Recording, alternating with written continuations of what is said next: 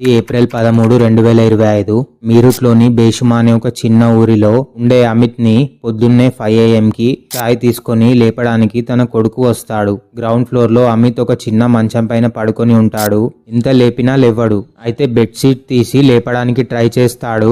అక్కడ ఉన్నది చూసి ఆ బాబు గట్టిగా అరుస్తాడు. వాళ్ళ నాన్న పక్కన మంచం పైన ఒక పాము ఉంటుంది. బాబు అరవడం చూసి అమిత్ భార్య రవిత కూడా పరిగెత్తుకొని వస్తుంది. తను కూడా ఆ పాముని చూసి గట్టిగా అరుస్తుంది. అది ఒక చిన్న విలేజ్ అవ్వడం వల్ల ఇంటి చుట్టుపక్కల ఉండే వాళ్ళందరూ అక్కడ జమ అవుతారు. ఇంట్లో అమిత్ తల్లి, తండ్రి, అమిత్ భార్య ఇంకా 3 పిల్లలు ఉంటారు.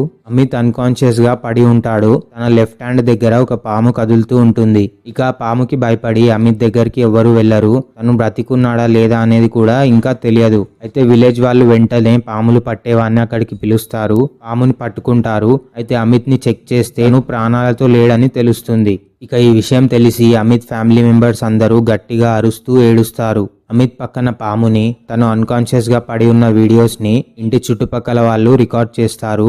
ఇది సోషల్ మీడియాలో పెడితే చాలా వైరల్ అయిపోతుంది. అందరికీ తెలిసింది ఏంటంటే పాము అమిత్ ని 10 సార్లు కాటేసింది.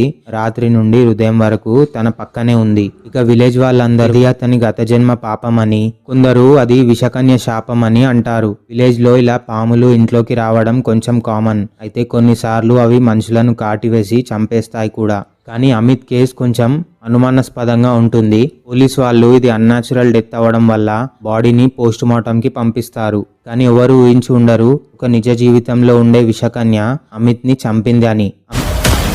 అమిత్ ఇంకా రవిత పెళ్లి దాదాపు 8-9 ఇయర్స్ బ్యాక్ జరిగింది. వీళ్లకు 3 పిల్లలున్నారు. ఒక అబ్బాయి, 2 అమ్మాయిలు. మీరట్లోని అక్బర్పూర్ సాదత్ లో ఉండే అమిత్ టైల్స్ ఫిక్స్ చేసే పని చేస్తాడు. అమిత్ లైఫ్ చాలా నార్మల్ గా సాగేది. విలేజ్ లో ఓన్ హౌస్ ఉంది. తన భార్య, పిల్లలు, అమ్మా నాన్నలతో హ్యాపీగా ఉండేవాడు. ఇక అమిత్ చనిపోయాడనే విషయం అందరికీ తెలియగానే ఇంత సడన్ గా ఎలా చనిపోయాడని అందరూ షాక్ అవుతారు. ఈ ఇన్సిడెంట్ జరిగిన ఒక రోజు ముందు అంటే 12th ఏప్రిల్ 2025 రోజు భార్య పిల్లలను తీసుకొని దగ్గరలో ఉండే ఒక గుడికి వెళ్తారు. సాయంత్రం 7:30 PM వరకు తిరిగి వచ్చేస్తారు. పోలీస్ వాళ్ళతో అమిత్ వాళ్ళ అమ్మ ఏం చెప్తుందంటే ఆ రోజు సాయంత్రం వాళ్ళు 7:30కే పడుకున్నారు. గుడికి వెళ్లి రావడం వల్ల అలసిపోయి పడుకొని ఉంటారు అనుకుందంట.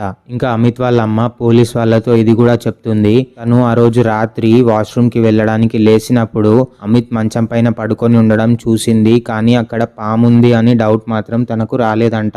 బయటి నుండి చూస్తే ఇది ఒక సింపుల్ స్నేక్ బైట్ కేస్ లాగా ఉంటుంది. అందుకే పోలీస్ వాళ్లకు చనిపోయిన 2 రోజుల వరకు ఎవరిని అనుమానించడానికి సరైన క్లూస్ దొరకవు. అప్పటి వరకు అందరూ ఆ పామే చంపింది అనుకుంటారు. కానీ చనిపోయిన 2 డేస్ తర్వాత అంటే 16th ఏప్రిల్ 2025 రోజు పోస్ట్ మార్టం రిపోర్ట్ వచ్చిన తర్వాత ఈ కేసులో ఒక పెద్ద ట్విస్ట్ జరుగుతుంది. పోస్ట్ మార్టం రిపోర్ట్ లో అమిత్ పాము కాటు వల్ల చనిపోలేదు, ఎవరో గొంతు పిసికి చంపేశారు అని తెలుస్తుంది. అయితే పాము మెడకు చుట్టుకోలేదు, ఎవరో ఒకరు గొంతు పిసికే చంపారని కన్ఫర్మ్ చేస్తారు. ఇక ఇది హత్య అని తెలిసి అందరూ చాలా భయపడతారు. పోలీస్ వాళ్ళు ఇంటి చుట్టుపక్కల వాళ్ళని, ఊర్లో ఉండే వాళ్ళని ఇన్వెస్టిగేషన్ చేయడం స్టార్ట్ చేస్తారు. ఇక పోలీస్ వాళ్ళకు వచ్చిన ఇన్ఫర్మేషన్ ప్రకారం వెంటనే అమిత్ ఇంటికి వెళ్లి తన భార్య రవితను కస్టడీలోకి తీసుకొని ఇన్వెస్టిగేషన్ స్టార్ట్ చేస్తారు. ఇక ఈ మధ్య భార్యలు భర్తలపై కేసులు ఎక్కువ అవ్వడం వల్ల ఇంకో భార్యని అరెస్ట్ చేశారనే విషయం తెలిసి ఊర్లో వాళ్ళందరూ చాలా భయపడతారు. ఇంకా భయపెట్టే విషయాలు ఏంటంటే ఇన్వెస్టిగేషన్ లో అమిత్ భార్య రవిత చెప్పిన విషయాలు. తను చెప్పింది వింటే తను నిజంగా ఒక విషకన్య అని అనిపిస్తుంది. తను చెప్పిన విషయాలు ఈ కేసులో ఒక పెద్ద ట్విస్ట్ ని తీసుకొస్తాయి. అది 2024 అమిత్ కి అమర్దీప్ అని ఒక ఫ్రెండ్ పరిచయం అవుతాడు. అమర్దీప్ కూడా అమిత్ తో పాటు టైల్స్ ఫిక్స్ చేసే పని చేస్తాడు. ఇక వీళ్ళిద్దరూ కలిసి పని చేయడం వల్ల అలా క్లోజ్ ఫ్రెండ్స్ గా అయిపోతారు. అమర్దీప్ ని అమిత్ అప్పుడప్పుడు ఇంటికి భోజనానికి పిలుస్తూ ఉండేవాడు. అమిత్ వాళ్ళ ఇంటికి రావడం వల్ల అమిత్ భార్య రవిత అమర్దీప్ కి పరిచయం అవుతుంది. పరిచయం కాస్త ఒక ఎఫ్ఐఆర్ గా మారుతుంది. వీళ్ళిద్దరి ఎఫ్ఐఆర్ మర్డర్ కి 7 months ముందు స్టార్ట్ అవుతుంది. ఇక అమర్దీప్ అమిత్ ఫ్రెండ్ అవ్వడం వల్ల తను ఎప్పుడు పనికి వెళ్తాడు, ఎప్పుడు ఇంటికి వస్తాడని అన్ని విషయాలు అమర్దీప్ కి తెలిసేవి. ఇక అమిత్ లేని టైం చూసి అమర్దీప్ అమిత్ వాళ్ళ ఇంటికి వెళ్లి రవితతో ఇంటిమేట్ గా గడిపేవాడు. ఈ విషయం ఎవరికి తెలియదు, ఎందుకంటే అమిత్ పిల్లలు చాలా చిన్నవాళ్ళు. తండ్రికి పెరాలసిస్ ఉంది అండ్ తల్లికి చెవులు సరిగా వినపడవు. కానీ ఈ విషయం నైబర్స్ ఇంకా ఊర్లో వాళ్ళు గమనిస్తారు. అమిత్ అండ్ రవిత మధ్యలో గొడవలు అయ్యేవి. దానికి తోడు ఊర్లో ఉండే వాళ్ళ ద్వారా రవిత క్యారెక్టర్ బ్యాడ్ అని అమిత్ తెలుసుకుంటాడు. ఇక వెంటనే ఇంటికి వెళ్లి రవిత ఫోన్ చెక్ చేస్తాడు. అందులో అమర్దీప్ తో ఉండే మెసేజెస్ చూసి ఊర్లో వాళ్ళు మాట్లాడుకునేది నిజమని అమిత్ కి అర్థమవుతుంది.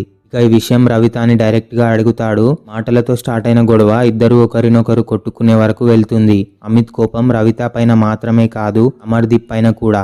ఎందుకంటే ఫ్రెండ్ అని నమ్మి ఇంటికి రానిస్తే ఇంత దారుణంగా మోసం చేస్తాడు అనుకోలేదు. 20th March 2025 రోజు మర్డర్ జరగడానికి 3 వారాల క్రితం అమిత్ ఇంకా అమర్దీప్ గొడవ పడతారు. అమిత్ అమర్దీప్ ని బాగా కొడతాడు. ఈ గొడవలో అమర్దీప్ చేతికి గాయం అవుతుంది అండ్ అమర్దీప్ కి అమిత్ వార్నింగ్ ఇస్తాడు, ఇంకోసారి నా ఇంటి వైపు రావద్దు అని. ఇంటికి వచ్చి ఇంట్లో నుండి రవితకి బయటికి వెళ్ళకూడదు అని స్ట్రిక్ట్ గా వార్నింగ్ కూడా ఇస్తాడు. ఇలా చేయడం వల్ల తన ప్రాబ్లం సాల్వ్ అవుతుంది అని అమిత్ అనుకుంటాడు పాపం. కానీ ఇదే తను చేసిన తప్పు. తన భార్య తప్పు చేసినా కూడా తనకు ఒక అవకాశం ఇద్దామని అమిత్ అనుకుంటాడు. కానీ ఇచ్చిన అవకాశాన్ని మంచిగా యూజ్ చేసుకోకుండా రవిత అమిత్ని చంపే ప్లాన్ వేస్తుంది. తను అమర్దీప్తో ఈ ప్లాన్ డిస్కస్ చేసి ఒప్పిస్తుంది. 12th April 2025 రోజు వీళ్ళు గుడి నుంచి ఇంటికి తిరిగి వచ్చిన తర్వాత ఆల్రెడీ 5-6 డేస్ బ్యాక్ వేసిన ప్లాన్ తో రాత్రి అందరూ పడుకున్న తర్వాత సైలెంట్ గా అమర్దీప్ ని ఇంటికి పిలుస్తుంది. మనం ఇంతకు ముందు చెప్పుకున్నాం కదా, అమిత్ తల్లికి చెవులు వినపడవు అండ్ తండ్రికి పెరాలసిస్ ఉంది అని. అందుకే అమర్దీప్ రావడం ఇంట్లో ఎవరికీ తెలియదు. పిల్లలేమో వేరే ప్లేస్ లో పడుకొని ఉంటారు. ఇక సడన్ గా వచ్చేసి రవిత అమిత్ చేతులు పట్టుకొని తన కాళ్ళపైన బలంగా కూర్చుంటుంది. వేరే సైడ్ నుండి అమర్దీప్ వచ్చి అమిత్ గొంతుని ప్రెస్ చేస్తాడు.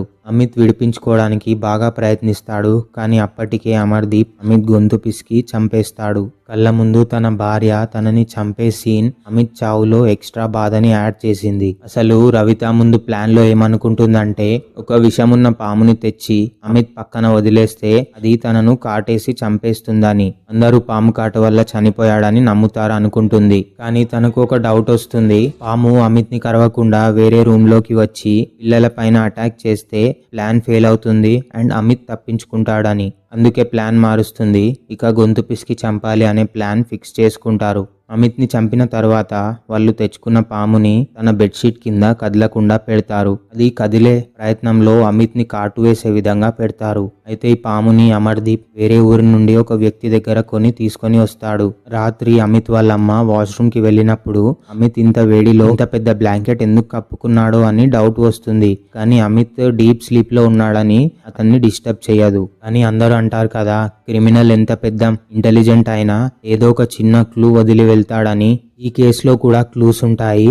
మీరట్లోని మహమూద్పూర్ షికోడా అనే ఒక ఊరిలో ఉండే ఒక వ్యక్తి దగ్గర అమర్దీప్ ఒక 1000 రూపాయలు ఇచ్చి పాముతో అవసరం ఉంది అని దాన్ని కొనుక్కుంటాడు. ఈ పాము పేరు ఇండియన్ ర్యాట్ స్నేక్. ఇది చాలా ఫాస్ట్ గా వెళ్తుంది, కానీ దీంట్లో విషం ఉండదు. ఇది కాటు వేసినా చనిపోరు. కానీ ఈ విషయం రవిత ఇంకా అమర్దీప్ కి తెలియదు. ఇక్కడే వీళ్ళు పోస్ట్ మార్టం లో దొరికిపోతారు. అమిత్ శరీరంలో ఎలాంటి విషం లేదు అండ్ ఇంకా తను గొంతు పిసకడం వల్ల చనిపోయాడని తెలుస్తుంది. పోలీసులు మహమూద్పూర్ అనే ఊరిలో ప్రీతం అనే ఒక వ్యక్తిని ఇన్వెస్టిగేట్ చేస్తారు. తను ఏం చెప్తాడంటే, ఈ పాము ఒక రోజు తన ఇంటికి వచ్చింది అండ్ తను దీన్ని పెంచుకోవడం స్టార్ట్ చేశాడని. అయితే ఒక రోజు కృష్ణన్ అనే వ్యక్తి దీన్ని దొంగతనం చేస్తాడు.